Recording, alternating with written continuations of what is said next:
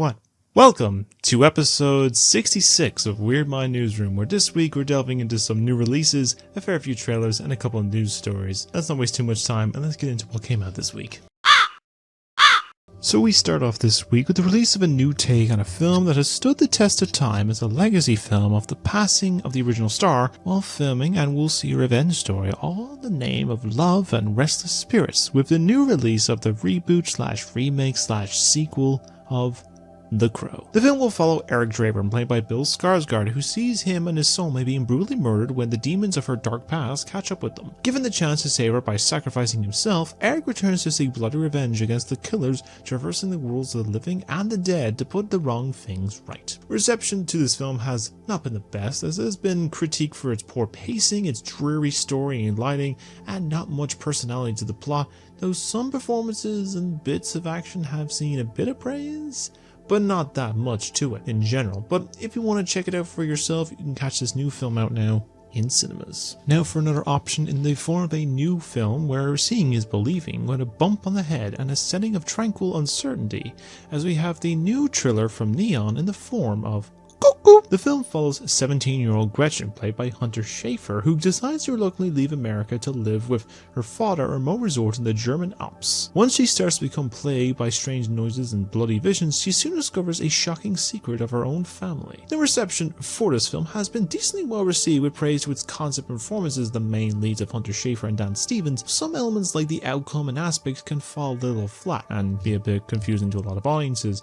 And if you want to check this out for yourself, you can catch this new film out now in cinemas. Are you looking for an island getaway with a bit of a weird, sinister twist to it all? Well, you may be in luck, as we have a new film with featured directorial debut for actress Zoe Kravitz with her new black comedy thriller of Blink Twice. The film follows Frida, played by Naomi Aki, a cocktail waitress who ends up working a massive gala event for the massive tech billionaire of Slater King, played by Channing Tatum in this movie, who soon invites her and her friend for a dream vacation on his private island. But while nights and sun-soaked days pass by in a breeze, but when strange things start to happen, Frida must uncover the truth if she hopes to make it out alive. Reception of this film has also been well received, with praise to the story, the performances, and the concept. Though it has also sparked a response from Warner Bros. Itself about some comparisons to someone in the past of the old conspiracy stuff, but I will not get too much into it. But if you want to check it out for yourself, you can catch this new film out now as well in cinemas. As for the start of games for this week, is with a new game will be bringing us the realm of the challenging battle games, with the setting of ancient myths and legends, and where we return to Monkey with the new game of Black Myth Wukong. The plot is set around the span of 6 chapters as you play as the Destined One, as you set out on a journey to obtain some lost relics, while also hacking, clashing, and battling your way through enemies and massive bosses in a Souls-like experience. Reception to said game has also been very well received, with praise for its visuals, its narrative, and its challenge for said game. Though the game has also spawned a little bit of a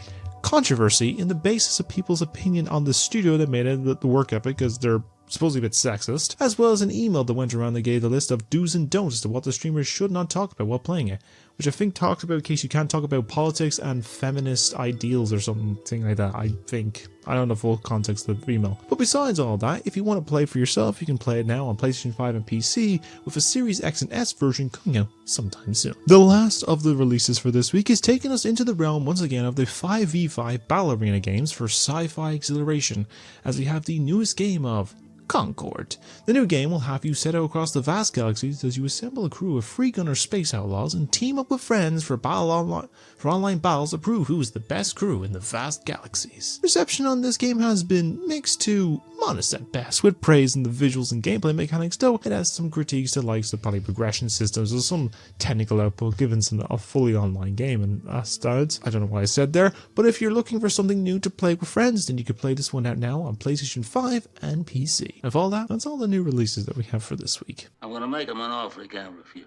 As for the proper first trailer I could probably bring up at least, is that it's not some selection of games from this week's Gamescom, as we're heading back into the realm of Middle-earth, both for next week and with the release of a new film this upcoming Christmas, which will be the first in a decade since the Battle of the Five Armies, and in a new, unique form, as we have received a trailer for the new animated/anime-based film of The Lord of the Rings, with The War of the Rohirrim. Set 183 years before the events of the original Lord of the Rings trilogy, the film tells the legend of Helm Hammerhand, voiced by Brian Cox, a legendary king of Rohan and his family as they defend their kingdom against an army of Dunderlings. I'll have a focus on the unnamed daughter of the king. So I've heard small tidbits about this movie, and then I saw like some art and I was kind of immediately invested kind of thing. And then the trailer dropped and I was thinking, this looks like Castlevania from Netflix, and I loved that series.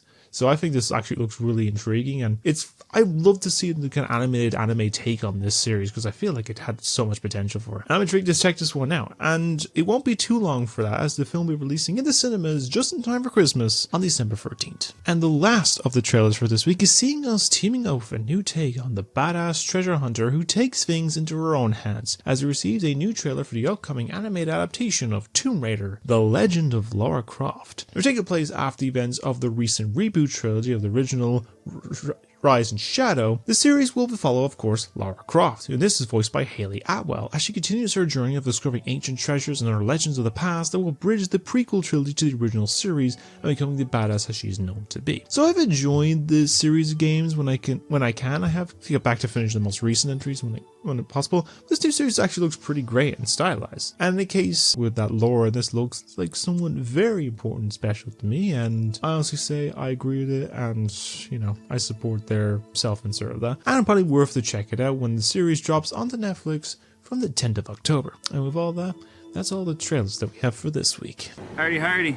So you're probably casing since that there was probably a lot more trailers this week, but I felt it was best time to focus it on this first news story, because it's another week of news, another week where we have some news from a big old gaming convention, with this one being in the form of the yearly event of Gamescom that takes place, of course, in Cologne, Germany. Now, there's a lot of games and announcements that were shown off at the event, but there was not a lot of them that I have really looked into, and for this one instance, compared to the likes of E3 or Summer Games Fest and Comic-Con and stuff like that, I will be focusing on the games that stuck out to me in most capacity. I'll give a quick fond opinion on these that were discussed and provide a link to all the other big announcements maybe down below in the description or something like that for the few days of this week in Germany that they had this. So let's dive into some announcements of the days that they were revealed, and let's talk about some that I actually intrigued by. So we started off the event with a bang, in a sense, as they came out with the announcement of the 4th entry in the Borderlands series with a confirmed release date for the moment in 2025. Now, a part of me feels like this is a bit of a reactionary announcement, as it comes just about 2 weeks after the Borderlands film adaptation released and bombed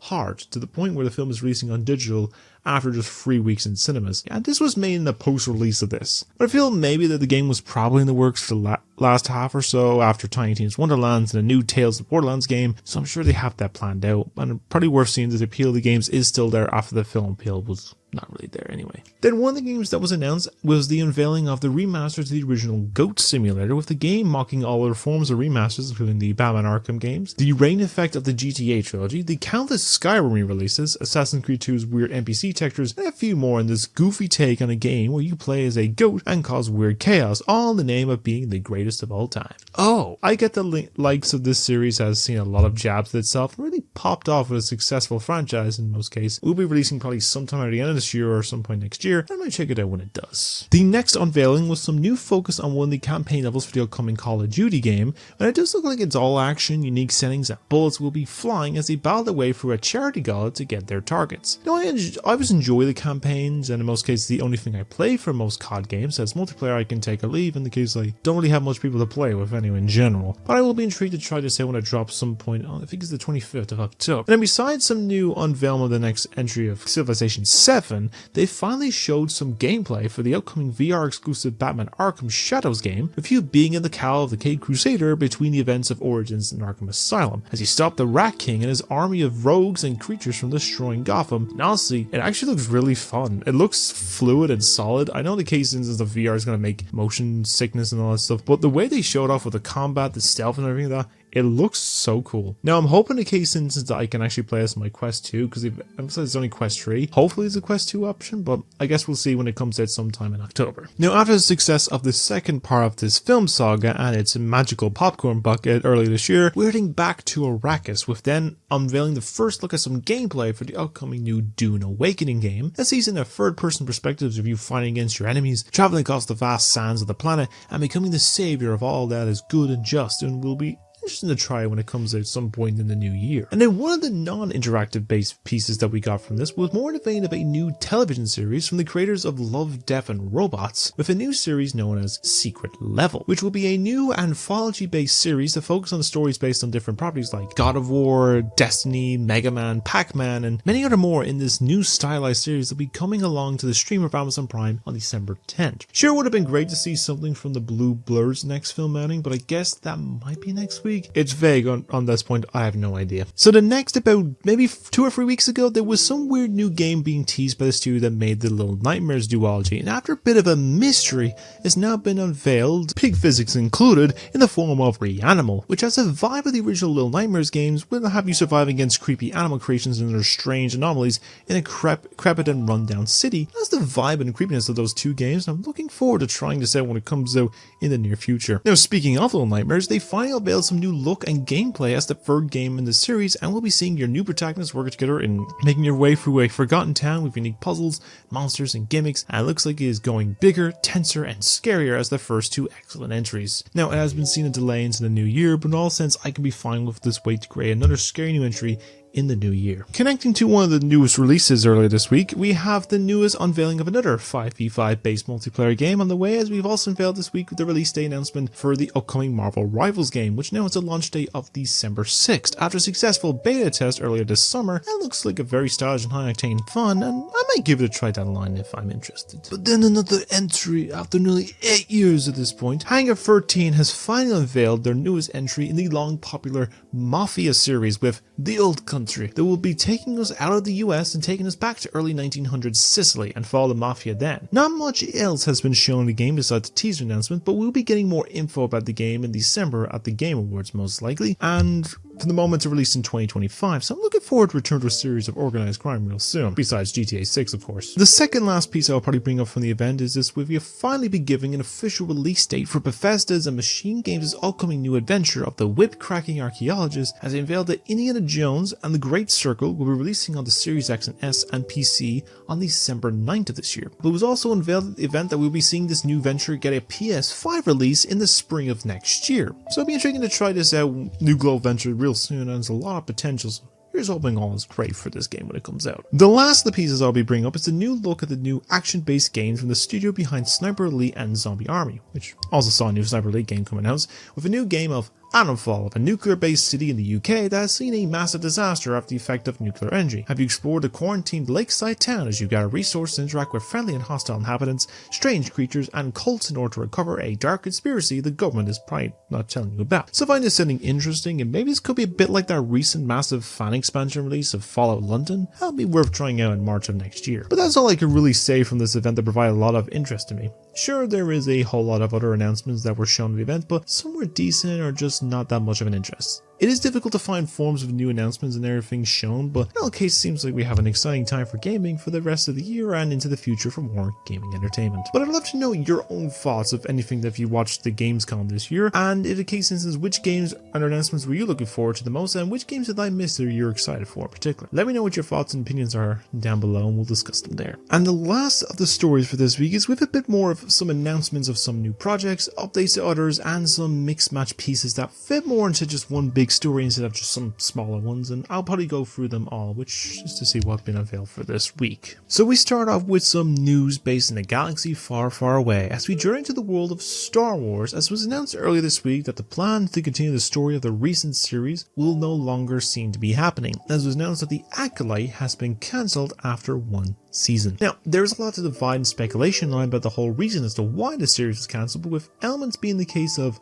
lower viewer numbers and another aspect pointing towards the unnecessary hate campaign by media critics online, mainly a lot of film critics on YouTube, who will call anything that relates to the release in this day and age as woke. When in most cases, that's most of their vocabulary aspects I see they use a lot, and in most cases they do not know what the word means or really give much of a definition most of the time. Personally, I will say I enjoyed the series a good amount, as I felt there was some good strong moments in there, including interesting lore expansion of the past, a good cast, and the action sequences in this were actually very strong. But I can say to me the issues were some story elements were a little messy, the pacing of the episodes were a bit too quick and probably needed a bit of a longer episode length for each of them, and maybe some writing fixes were a bit hit or miss, but it's not all too bad, and I had hope for potential to improve it with the second season, but I guess at the moment it's not happening. Now, I have seen a massive movement of petitions, a lot of people checking it out and using methods with Disney Plus to try and get it renewed, but we'll have to see how it works out, because sometimes petitions don't work, but I have seen shows be revived in capacities like Lucifer and Brooklyn Nine-Nine, so it could happen. But I guess the Legend of the Acolyte will lay dormant for the time being. The next announcement is coming to us in the form of a follow-up to a now planned anthology series based on the stories of some of the most dangerous people in the world. And following on from the series focused on Jeffrey Dahmer 2 years ago, earlier this week they unveiled the next series will focus on the story of Eric and Lyle Menendez, who in August 20th of 1989 murdered their parents in cold blood, with a tale of them suggesting it was all self-defense because they thought their father was going to kill them, but there's other possibilities that apparently was a nefarious means of obtaining the massive family fortune. And the only piece of evidence I know about this is the famous playing card of a basketball player who I don't know the name of, but in the background is actually the two brothers, and I'm intrigued to see how this story will kind of play out. Now, you do not have to wait long for this. He announced that the monster series of Lyle and Eric Menendez will be dropping onto Netflix next month on September 19th. Now, the first of two news stories that talk about robots and cyborgs, one of the surprise announcements from this week was that it looks like we're getting a new prequel series based on the film franchise of Pacific Rim. The planned new series is said to be a form of an origin film that will tell the creation of the massive two-people mech fighters are used to save the world from massive alien kaiju creatures and how it all started. Now, the likes of this is what I thought the first one told the origin, so unless this is say years before that is going to be anyone's guess. I do hope they actually get Guillermo del Toro to be back on this in some form, like take a producer role on the project in some way and have the appeal of the original instead of the disappointing sequel, but I guess we'll have to find out when the series comes along in development. And the second piece of robot news and the final part of the announcements is one that had just came in as an announcement just a few short hours before I went live.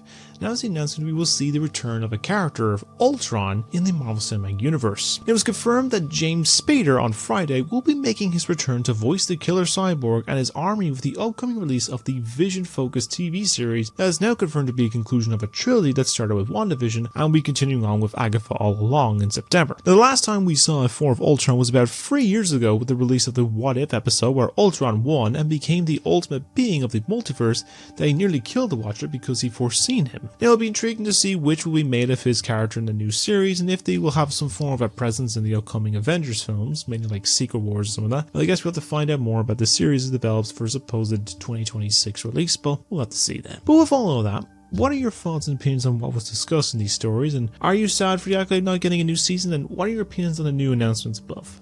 Let me know your thoughts in the all below, and let's discuss them there. Of all that, that's all the news that we have for this week. Can you head over and help him before he goes cuckoo, cuckoo, cuckoo? And now with all of that, that ends episode 66 of Weird Mind Newsroom, and I hope you enjoyed probably another similarly length one as last week, so in that capacity. Right, let's give a few bit updates kind of thing. So, reviews wise, I do have the Display 4.1 just currently developed right now. I got it recorded there last week. I just have to edit it down and just get in some last bits to get some audio clips and stuff and probably some music for the film. Maybe some film clips if I can find them, but most likely it's just going to be the similar things to my most other reviews besides Hasbro Hotel, which I'm going to try and do some other ones for similar vein to that one. I've got another one I can add to the list of reviews to watch. I just came back from Alien, the new Alien movie. Pretty good. Kind of weird thing happened in it that I actually collapsed in the middle of the film. Not getting into it. We'll just move on with that stuff. Yeah, it was quite an experience. But anyway, Alien, pretty good movie. I'm gonna try and get some other bits. Let's try to get to Trap in Borderlands probably in the next few days. Maybe The Crow. I don't know. But yeah, a lot of reviews are coming along. Long form, short form ones, all that sort of stuff. And I had to look at my list to see what was next. I think it was Dune, so I'll have to look there. Besides that, then, in case, gameplay wise, I actually finished the campaign of Hogwarts Legacy. I've got about 5 parts left to upload, I believe, up to the finale. There's 4 parts, which is basically random campaign pieces. Last episode is me get my ass handed to me by the final boss. So yeah, you're gonna get that case. Hopefully having it over the next few days. Maybe do 1 episode, 2 episodes a day up for the next few days. In the mix with this release of something like that, but I'll see with that capacity. Other long form stuff, the rewatchathon, that's going to get done more over the next few days. The long form piece about the AI piece for Special Someone, that's getting worked on now as well. The long form videos, I'm getting capacity. I just feel a bit weirded out right now, kind of case I'm just dealing with stuff, nothing to really kind of focus on. And just reliving what happened earlier, but you know, that's the whole face. But yeah, that's basically, and there's all other more stuff I'm going to work on over time, but I'm just gonna leave it there as it is. So I think that's where I'll leave the episode for the moment. So if you enjoyed this content and want to see more from me, then simply like and subscribe, as I upload new videos every single week, and probably multiple ones now and again when I can, when I have the content ready. Let me know your thoughts and opinions on everything below in the discussion in the comments, and let's have a discussion there about everything, you know, like what your opinions on new releases that came out this week are, your thoughts on the trailers that I've shown, and your opinions on the news, any of the announcements and stuff like that kind of thing. And even share around this stuff, and if you have concepts like you want like anything with a special segment shout out, or like kind of anything with like ideas for like an audience choice or kind of other things, let me know in the comments or on my socials. I think I have my socials on my banner and stuff like that. But yeah, let's make it a goal as well for the end of this year for 100 subs. I've crossed the 75 sub goal, which I have to thank every single person who subscribes to me. Maybe not the biggest audience, but I appreciate every single one that watches it, but you get the gist of it. But yeah, I'm probably gonna leave it there for now and go kind of calm myself down a bit, probably cry as I normally do every night, and yeah, that's really for now. So as always, you all stay being wonderful people and have a great day every day, doing many great things, and to keep being you, because no one else can do what you do. And as always, you all stay being wonderful people, and I shall see you all in the next video. So take care everyone, keep being you, so like and subscribe, and